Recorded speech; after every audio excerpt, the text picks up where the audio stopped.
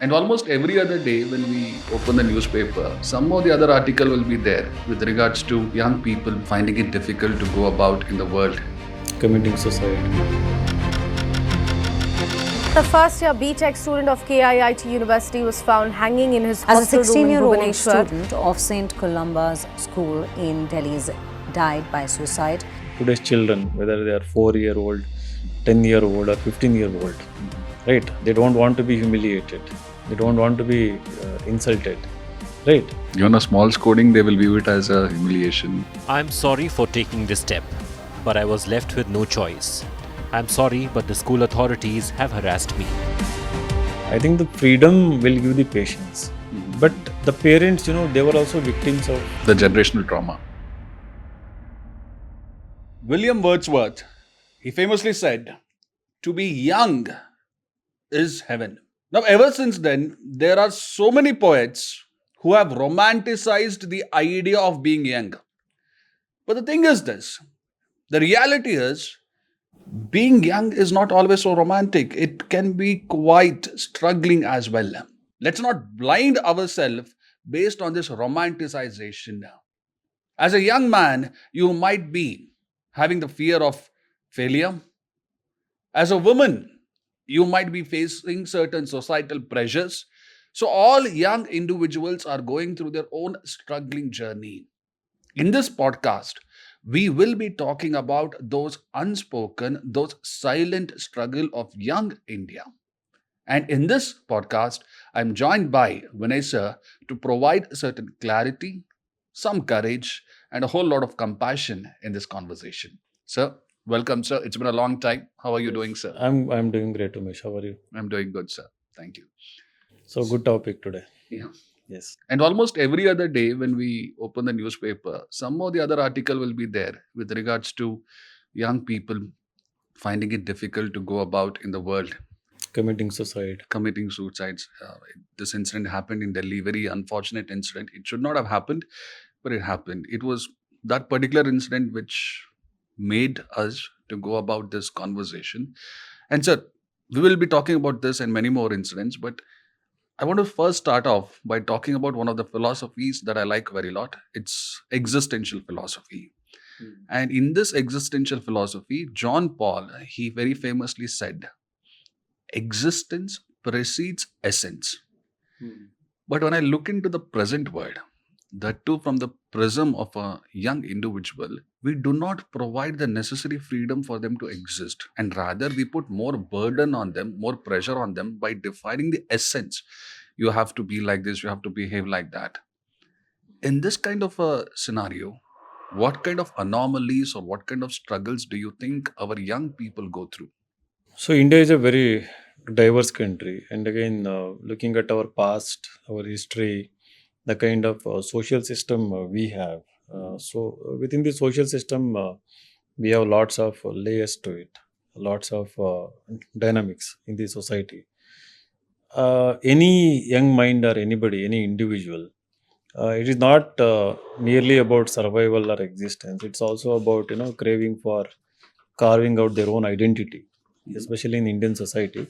So that identity can be because of their own realization, awareness about who they are. If that freedom was given to them, and most of the cases, the identity is something imposed on them. That you have to become a doctor, you have to become an engineer, you have to get into IITs, you have to get into best business school, you have to get into government job. And this starts very, very young. I mean, Very their very initial young. stages. Here itself. we see, right? I mean, Yeah. when some parents come for admission, Mhm. I have this question to ask for most of the students who come. When did this dream of becoming civil servant, especially IAS or IPS, start? So they usually say it's my childhood dream. Mhm. So since when I was in 5th standard, 6th standard, Mhm. my parents were telling about it. So my parents or my father made me meet a district collector or an IPS officer. So since there, maybe a teacher might have influenced. Mhm. So there are various influences in the beginning, right, on young minds, especially when they are still very, young, when they are in school days. And then there are lots of expectations. Mhm. So you first instill, you put a dream into their mind.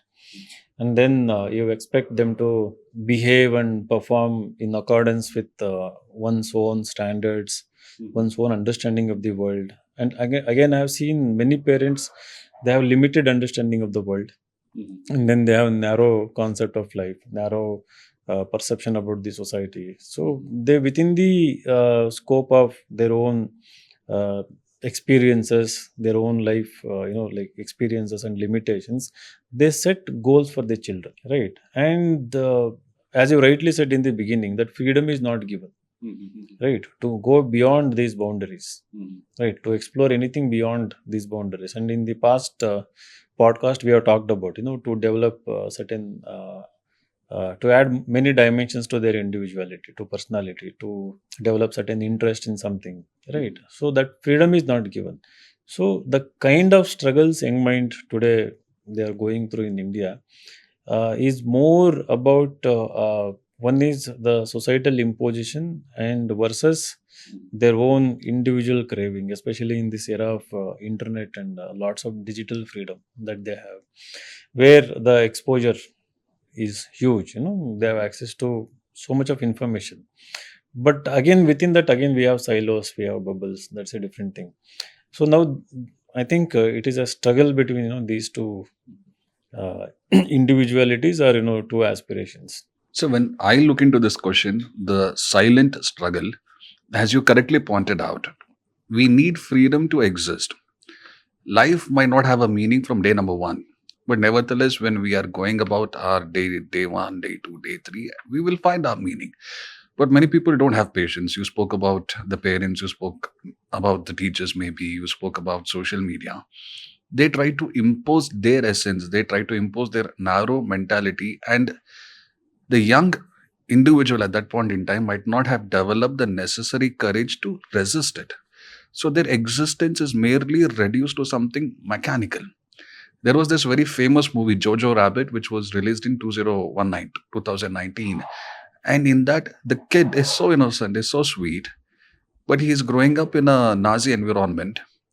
And he develops this mentality of Nazi. He has very bad views of Jews. But in the course of the film, he understands whatever essence, whatever meaning was tried by the administration to be given to him, it was all fake, it was all bad. And he rediscovers the purpose of his existence. So when we develop some amount of patience, I think that existence before essence will be a reality. What do you think, sir? But again, to develop that patience, you need patience in home. You need a relaxed environment in home. In school, you need that kind of environment. In friendship, you need such kind of relaxed approach.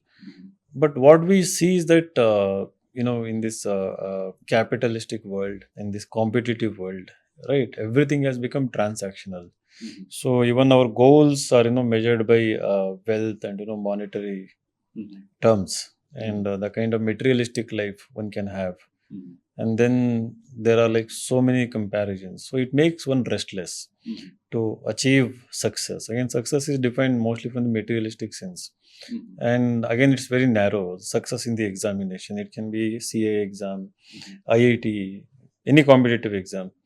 So in the beginning, again you talked about the freedom, right? I think the freedom will give the patience, but the parents, they were also victims of The generational trauma. the generational trauma, right? Somehow knowingly, unknowingly, consciously, unconsciously, we don't know. So they keep imposing that to the next generation, onto their children. So I think the entire education system, the educational model we have today, I think it has to be totally destroyed as it is today, right? It has to be not even transformation, recreated. Total new system has to be created where this patience, this freedom, and individual creativity, and such kind of freedom should be given. Such kind of schooling and education is required. And I am hopeful, actually, like when people say that artificial intelligence is going to create joblessness and kill creativity. I saw the Elon Musk interview with Nikhil Kamath, and he was saying that in the post AI world, work as such will be very optional. It become optional, and I think that world is desirable in my opinion, because there will not be any more competition, when you want job. So I think it will be more about creativity. So the individual will be focused more on let me become an artist, right? Become a dancer, maybe theater artist, an actor, or a musician. Don't you think there is another side to it, sir? Because when there is so much of work which is being done by AI or anything like that, instead of developing our artistic capabilities or creativity, we might even become lethargic or lazy, I guess. No. The very human tendency is to always create something, right? Irrespective of which technology is going to come, what we will be doing, in my opinion, we will be using these technologies to create something more sophisticated, more complicated, or more better things. I think whatever it is, it can be our home, it can be a painting, it can be a superstructure, it can be a bridge, it can be a new system of education. So I think the human mind will always be at work, right? So though AI is going to be very intelligent, right, or it can be like super intelligent, or might achieve general intelligence. So I think the human mind will eventually master it. That is my hope. And that kind of again, freedom should be given to young minds. Now that kind of educational system, which focuses on individual creativity, I think we have to start looking into that kind of education. So then when we are talking about young minds, we are largely talking about so-called Gen Z, right, generation currently. So I believe Gen Z people. But I'm always saying at heart. So even I am called youngster, in village they say young star, young star politician, right? So 40 is also young in its politics, it is very young, okay. So but now considering this Gen Z, those who are in early 20s, I believe they are restless in the sense that they have huge faith in their own potential, right? They think they are capable of doing bigger things. Second one, they want quality in everything they seek, they do, right? That is the generation we have today. But that's not necessarily wrong, is it not? No, it is not wrong. I mean, I'm talking about the positive things about this generation. Third one is, they demand self-respect, right? They demand lots of respect from everyone, and they have lots of self-respect. And fourth one is, they want everything to be done very fast because they grew up in that environment, right? Where everything was delivered within one day, within few hours, within few minutes, and the internet information instant, right? So that fast food culture, everything. So the very expectation, because they grew up in this culture, they want everything to be fast. So we have to consider all these qualities of the generation, and then the parents are not like that. They haven't understood, they don't respond to these kind of expectations, qualities. So that is where it is creating lots of friction. So they don't want to be scolded. Today's children, whether they are 4-year-old, 10-year-old, or 15-year-old, right? They don't want to be humiliated. They don't want to be insulted, right? Even a small scolding, they will view it as a humiliation. And So now, we have to understand the psychology of, the young minds currently. So I think, it's a new transition, we have made already. We are not making actually in the society, right? Because I think that population in the bracket of, in this age group. So I think it may be 30-35% currently. So those who are in the bracket of, let's say, age 10 to 25 or something, I think 30% of the population. That's a significant. so when I look into the silent struggle, when I see the Gen Z or when I see our own kids who are preparing for UPSC exam, one is correct, absolutely. When you told about they don't get the freedom to exist as they want, and this creates maybe some sort of a guilt in them, some sort of an anxiety in them, right? And they silently struggle about it. They don't open up. The second silent struggle, as far as I think they open up, Mhm. but again, they want to open up. Mhm. They Maybe open they'll- up virtually, Uh-huh. right? So they Yeah. open up, I think, with the close friends. Mhm. But I think that environment doesn't exist. They actually want to open up. I believe it is not the generation where they don't want to talk about it. Right. I think here the society has stigmatized in terms Yes. of talking about it. So that is why, if not all, maybe a significant chunk of people, they silently suffer. And in all the conversation that we were having in the last couple of minutes, you use this term called as hope. For me, when I look at the present generation, for some reason or the other, I don't feel that they have so much of hope. And this makes them silently struggle in terms of anything that they do, be it in their job, be it in their education, be it even in their personal life, relationships.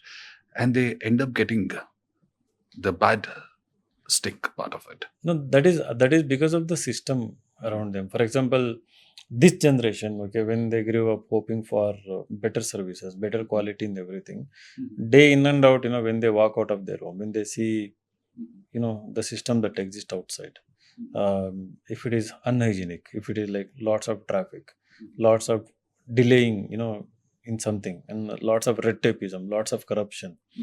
So I think the system is not supportive. Right. So the minds are good, the minds are creative, they're capable. So we haven't created a parallel system, which is conducive for these kind of, and that is why they are, I think in the beginning they may be vocal about it. I think I believe they're actually vocal. You see in stand-up comedies, the Gen Z, it is Gen Z people who are going and attending because they want to talk about everything, maybe in a sarcastic way, humorous way, in a straightforward. So I think that is their way of speaking to the power, right? And in online, we see like in the comments. So I think they are highly vocal, about politics and about the things that happen in our society.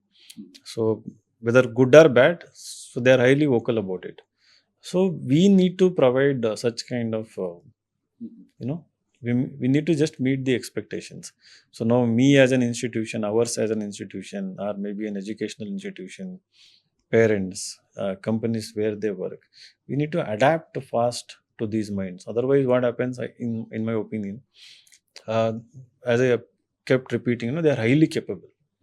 This, so we will not be harnessing, we will not be capitalizing on these talents. We need to foster, we need to encourage these talents, we need to nurture them, we need to give platforms, large number of platforms. So that is something, if we do, I think the country will flourish, we'll have a more creative, more better society, in my opinion. So the reason why I spoke about hope was, I remember about certain incidents which have happened in our country. The first incident, we spoke about it very briefly in Delhi, a school-going kid committing suicide. Very unfortunate. And like this, almost on a daily basis, we have. Now, on a day-to-day basis in life, there will be certain challenges. People will not like you. People will showcase harsh criticism. People will say things, mean things behind your back, and a number of things will happen. However, when the generation feels that what respect that they deserve, you spoke about it in the beginning, when they feel that they don't get it, they tend to go in this direction of harming themselves in the worst way possible. Are we teaching enough hope? Yes, I understand that the governance should give them hope. We'll come to that later. But however, in our family circles, are we giving them enough hope? You spoke about unconsciously. Unconsciously, parents compare. When they're comparing like this, I don't think they're giving enough space for hope. And knowingly or unknowingly, even the parents as such, they tend to bring their failures that they had during their growing up or in their life, and they expect more at a very young age. And the pressure of all these things, the burden of all these things, it makes them do things which eventually makes them lose hope. Some go in the worst way possible, some take up to drugs, some take up to drinks, and the whole demographic potential that we're talking about becomes a demographic disaster. So, keeping all the governance aside, if we go back to our family, right, any normal middle class family, in this context, sir, how can we try to make the silent suffering less? How can we make them talk more? And how can we give them hope as per you, sir? So that's a very good question. See, what I believe is that one, developing good habits. For example, reading books, for example. So I believe that is one of the wonderful ways. Parents must read books. They should have books in home. They should, uh, encourage children. Encouragement, like when you tell them to read books, they won't read. That kind of environment should be there. So just to stop you here, I remember one of the interviews I was watching. It was Infosys Narayan Murthy. Now he's interesting for so many reasons. For some good reasons, some very interesting reasons. Howsoever, in one of his interviews, he said, if I'm expecting my child to read something, I should also have read that, so that we can have a frank and open conversation. So here in the present generation, I feel the parents want their kids to do everything under the sun without they themselves doing it. Correct. And that that is sort of like a hypocrisy. Exactly. So that is my concern. If my kid, if I want my kid to start reading books, so I must start doing that. So if I want my kid to be ambitious, right? First, I need to have that kind of attitude, that kind of qualities and values I must practice. So I think it's about destroying that hypocrisy and maintaining consistency between what they're preaching and what they're practicing. So in home, that is where again the friction starts. So in the initial years, the child uh, looks at their parents and teachers as the role models, and then it starts developing its own interests and hobbies because of the wide exposure, diverse exposure they're getting. So whomever it comes in contact, wherever it builds trust with any individual, it can be anyone, it can be a stranger also. So if they showcase these qualities that what it wants to become, so then they will become role model. Then the child may go away from the parents also, right? Like mentally. So in Kannada, ಮಾನಸಿಕವಾಗಿ ದೂರ ಹೋಗೋದು from mentally, going away from the people. And then again we will feel like my child is not listening to us, he's not respecting, she's not obeying us, right? But we don't understand their preferences, the choices, and we haven't given those choices in our home. Even if you are given those choices, but again it is imposition, not kind of voluntary or like inspirational, that you are not inspiring them. So I think this is a very complicated issue. It is very easy for us to talk about, but when you think of Indian society, from rural to urban, you have so many sections, so many layers, right?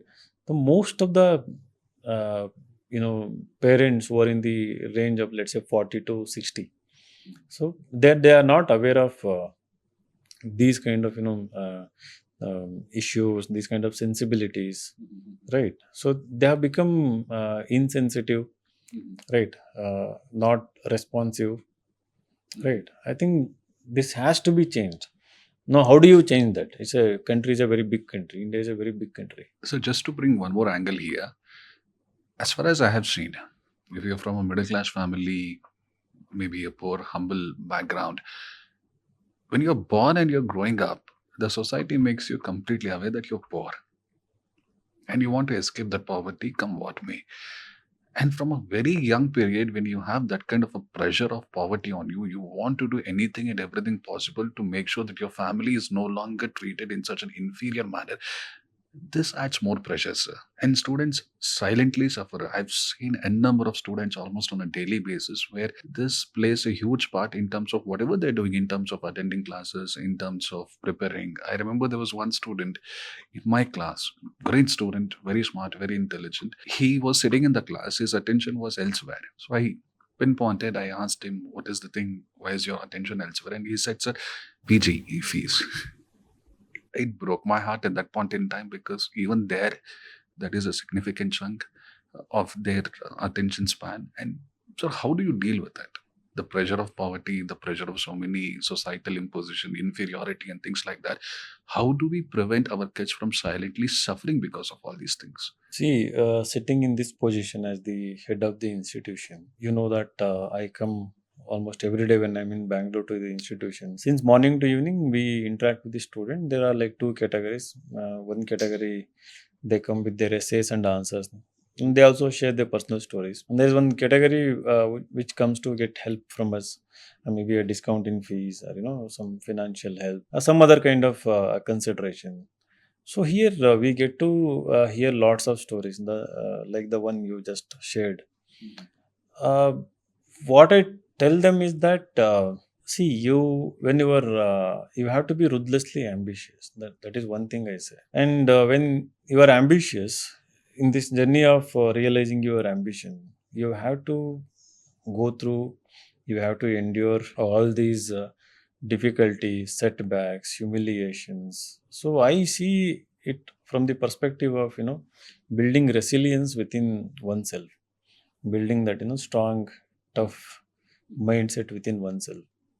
But again, it is extremely difficult to for everyone to see it from this perspective, and counter and face and overcome these situations on a daily basis because of as you said, financial insecurity, and also there are comparisons, FOMO, and then many expectations. So the way the education system has molded them, so it didn't allow them to think beyond the, the surviving and ordinary problems of the day, right? So it didn't teach them to go with the flow of the life, to accommodate all these things as part of the life, right? Struggle, and then find a way out of it, solve a problem, right? How to deal with the problem. Somewhere we didn't teach. It was all predictable. You were there in the classroom, you were given syllabus, you were given a test, and the score are also more or less predictable. And then you move to the same thing next year, and then 11th and 12th comes, where it is intensified, like huge pressure, CET, NEET, IIT, JEE, so many examinations. And then if you don't get into these examinations, the next best choice, and there you go, and again the same routine continues. And speaking as someone who has been through all this process, even in graduation, maybe first year you're going to enjoy, maybe second year, but after that second year, you'll try to worry about what your future is going to be, how you should go about life. I faced this. I don't know if my audience faced this or you also, sir. But at one point in time, you will ask yourself, did I actually enjoy my life, my childhood, my teenage? This is also something that makes people silently suffer. What do you think, sir? Did you face any situation like this in your life, if I'm allowed to ask? No, I've faced like lots of these things, and I think I'm very strong today because of all these incidences. Why I was focusing on reading books earlier. So, one thing that saved me from all these negative experiences, bad experiences, is the literature, books, and good movies also later. I think they gave me the hope, right? The hope you were talking about. They created ambition. They made me think beyond ordinariness, the think beyond the daily things we face as humans. Because when I say it gave hope, it is not like ordinary hope. One, how to go with the flow of life. Secondly, how to accommodate everything that comes as part of your life. Thirdly, mm, that the world is full of possibilities. And when we say world, the life itself is full of possibilities. One door closes, there is another opportunity you can create for yourself, or there is another opportunity that actually exists in front of you. Do you have eyes to see them? Do you developed vision, or have developed insights to look into other opportunities? So I think literature actually gives such kind of insights and awareness, and also other activities, extracurricular activities. They will all become your options and choices. So ultimately, ability to deal with uncertainty. So that is the ultimate hope, or ultimate quality that will help you overcome any situation. For example, somebody doesn't support you, somebody doesn't help you, don't feel like visiting the metro station and committing suicide. So another way is supportive system. I think as long as that, so when we say that I went through lots of struggles and bad experiences, but I always had the support of the parents. My father was very supportive. Because in the beginning you talked about freedom, so my father was somebody who gave me immense freedom. So when I say I went through all these experiences, emerged stronger, it is not in isolation. You cannot do individually, right? So we have to understand that anybody who claims they individually have done that, I don't think they are telling the truth. There is going to be someone in your life, It can be a father, it can be a mother, it can be a close friend, it can be anyone else. So I think you need to find such individuals also. So you made an excellent point when you said that hope is not something that comes automatically as such. It's something that you develop through your hobbies, that you develop by having the right set of people. You spoke about your parents. The thing is, it's not just these individuals who we have in life. We have friends who are a very major chunk of our life. Now, if you have the right kind of a friend, he will try to minimize the silent struggle that you're going through. People might open up to a very good friend. But the friendship that these Gen Z is seeing in their life, is this something of a solution for them, or is this causing them to suffer even more as per user? The quality of friendship in the present times. I think again, see, when we have to talk about it, we are not completely sure about it. But what we hear and what we see, what we read about, nowadays the reading has declined, right? Pursuing good interest and hobbies has declined. So there's lots of addiction into bad things. It can be anything, and lots of materialistic aspiration. So I think I don't know if I have to categorize it as a bad hobby or anything. But when your friend is not sensitive, empathetic, considerate, and he's also ambitious, he or she. So I think that is definitely problematic. But again, that is the core of an individual, right? So they may be on the outside, they may be anything. They may look funky, they may look bad, and having bad things. But I think in the core, there will be good individuals. So I think it depends on the so many external circumstances, situations, right? Where how under which environment where they are interacting. So it is not just the friend as an individual, but it is also the environment around them, right? So if you get into a very bad college where that kind of tradition is there, where drug abuse is there, the ragging is there, bullying is there. I think even a good friend might fall victim or become bad or something like that. So I think choosing good institutions, good environment. So ultimately, they will all contribute. Even in a good friendship, I think. When I look at what is happening, or when I bring some personal experience, I've had quite a lot of friends, but in those friends, those who truly add value to your life, who are going to be with you thick and thin, these are the individuals who might help you to deal with your silent struggle as much as possible. Now that we've discussed the older part of it or the structural part of it, in the last few decades, we're moving into a different modernized or westernized or globalized as such. So, with all these phenomena, sir, how do you think our young minds and their silent suffering has become complicated because of this modernization that we are seeing? Because when I read a book by Yogendra Singh, Modernization of Indian Society, he talks about how this modernization is impacting youth. You spoke about FOMO. That's a term that got named in the last few years. And recently I heard there is something called as FOFO, fear of finding out. And in this year's dictionary, I think they have included a term called as rage baiting. And there are so many articles, there are so many videos about 6-7 trend which we are seeing amongst the young mind. What, as per you, are some of the modernization relevant challenges or struggles our youth are going through? So the challenges are many. Mhm. Okay, I think with respect to challenges, we have to see that when we talk about Gen Z, in our imagination, what appears is these urban children, the youth. Mhm. But also India is still a largely rural country. So there are Gen Z students, children studying in government schools. They are also very poor. So I think their struggles are, I think, still the same, the ones we used to face. So basic livelihood, existence, some kind of job at the end of the day, right?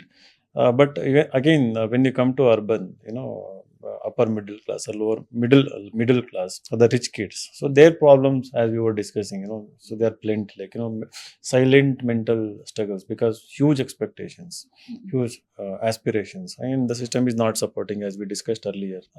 Again, add to this, we don't have this mental health infrastructure. In India, it's a very nascent stage, and it's a taboo to talk about all these issues. to be depressed again. Now, nowadays, at least celebrities are speaking, people are talking about it. So the problems are something, you also talked about, they are not able to open up, right? But I believe they want to open up, but that system doesn't exist. So there are so many inequalities within these things. We have to identify them also.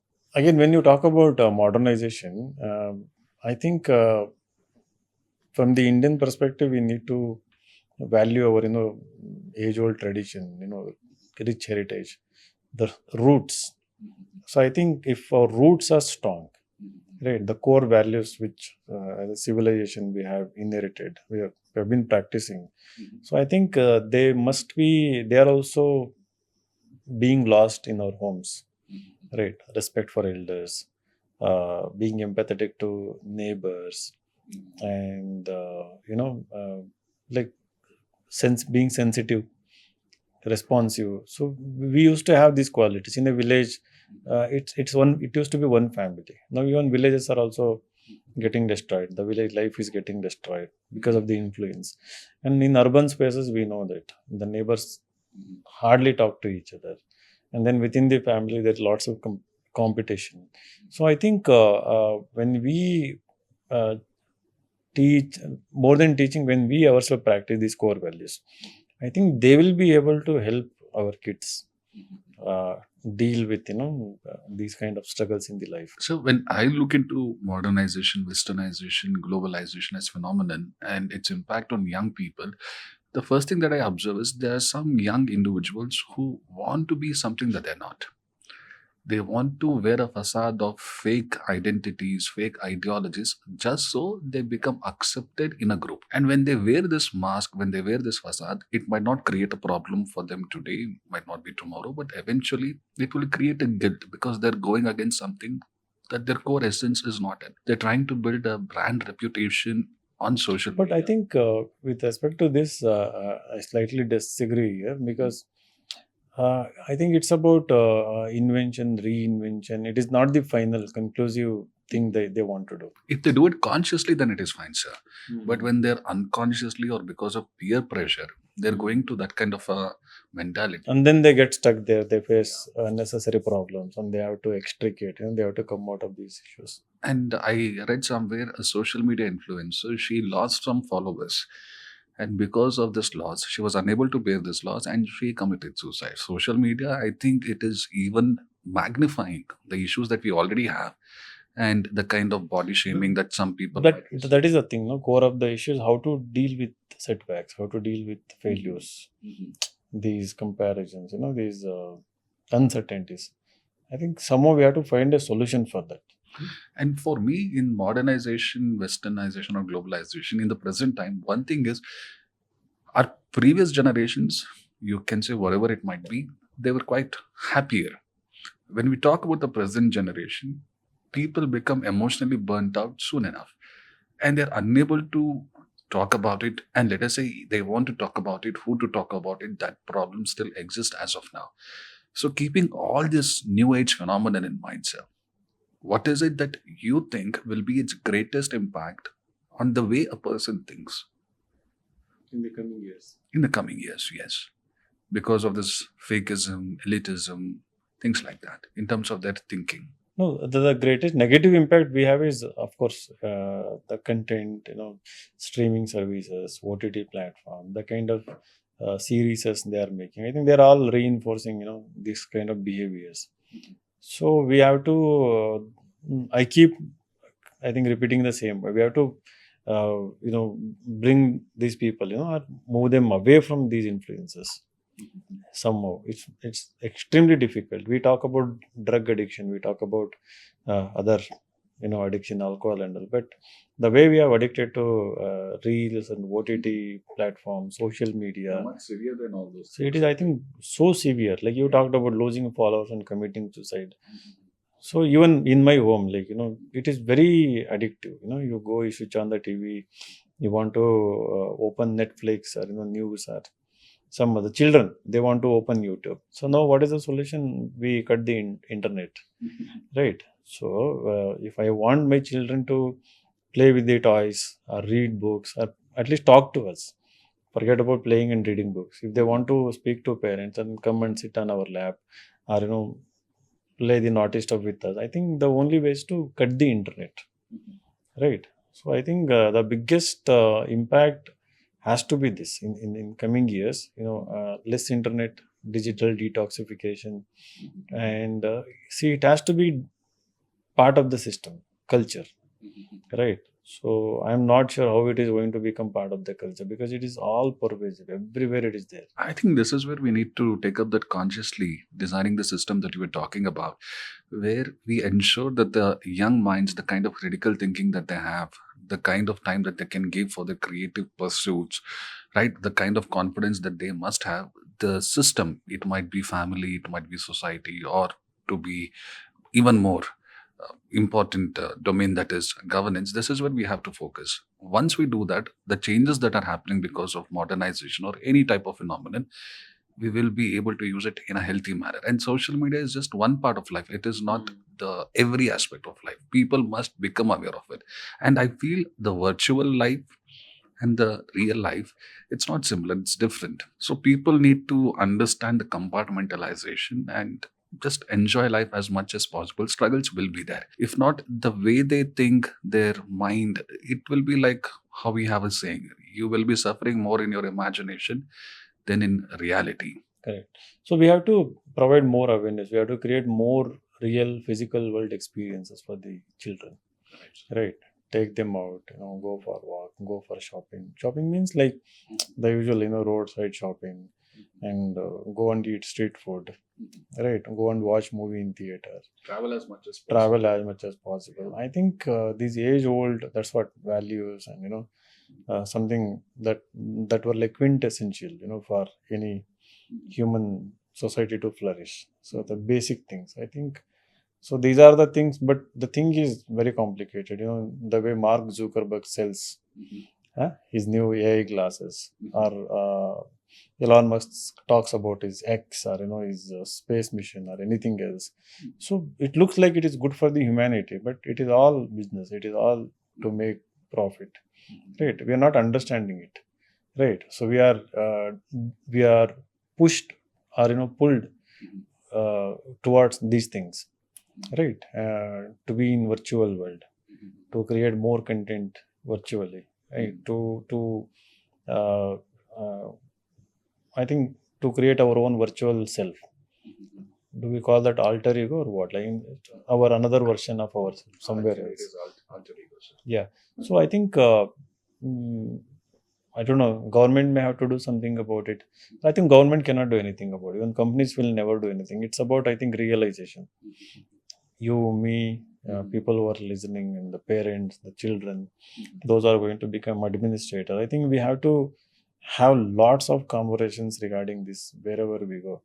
Schools, colleges, in bus, while traveling, while having coffee, right, while just sitting somewhere. Yes, absolutely, sir. See, when we talk about these issues, I think somewhere in the NCRT, in the curriculum, there should be some specific content which talks about all these things. And even in school, when they have emotional counselors and teachers receive that sensitive training as such, maybe some sort of a community participation program that we had on similar scale as Swachh Bharat Mission to educate our parents, maybe these things will help.